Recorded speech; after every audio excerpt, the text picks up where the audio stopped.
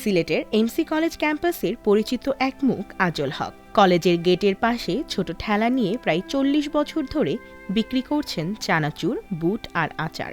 এই ক্যাম্পাসই যেন তার কর্মস্থল আর সংসারের চালিকা শক্তি। আজল হকের বয়স ৬৭ বছর। বাড়ি কুমিল্লার লাকসামের শাকতলা গ্রামে। সংসারী স্ত্রী, ২ মেয়ে আর ১ ছেলে। মেয়েদের বিয়ে দিয়েছেন, তবে ১ মেয়ে নাতিসহ তার সঙ্গেই থাকেন।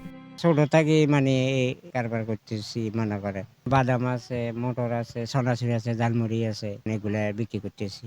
কত কষ্ট করছি, কষ্টের কোনো শেষ নাই, কষ্ট করেই মনে করেন। বাপ মরে গেছে ছোট থাকতে, অন্তত খাইমু করতে গিয়ে চলিয়ে করতে গিয়ে কষ্টে চলে যাইছে। ছোট থাকতে বাপ মারা গেছে, চলে যাইছে।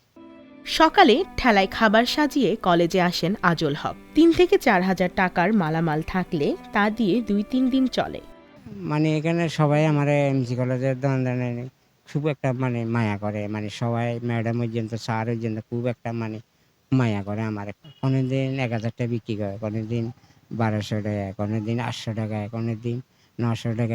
কারবার কোনো ঠিক ঠিকানা নেই, যেদিন যেরময় আর এই অবস্থা। এমসি কলেজও বেশি, আর এমসি কলেজ বন্ধ থাকলে চক্কর যায়, কি চক্কর আঁটি উঠি বেশি।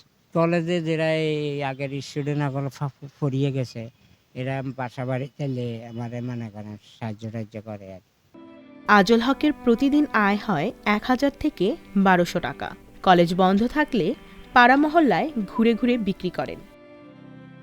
দেখলাম ২০০৩ পর থেকেও আমরা বুঝতে যেতে থাকি। এরপরে এখানে বিভিন্ন স্টুডেন্ট, অনেক পুরানা স্টুডেন্ট যারা ওখান থেকে বিভিন্ন জায়গায় আছে, বড় বড় জায়গা, কিন্তু এখনো ফ্যামিলি লিগে চাচার যোগ্য হয় যে চাচার কাছ থেকে চানাচুর খাইছি। আর চানাচুর কিন্তু অন্য ইয়ে থেকে ভালো লাগে। আমরাও যারা স্টাফ আছে সবাই চাচার কাছ থেকে চানাচুর খাওয়া পড়ে। বছরের পর বছর এমসি কলেজের অঙ্গনে আছেন আজল হক। হয়তো ভবিষ্যতে সময় বদলাবে, কিন্তু ক্যাম্পাসের অনেক শিক্ষার্থীর মনে তিনি থেকে যাবেন স্মৃতির অংশ হয়ে।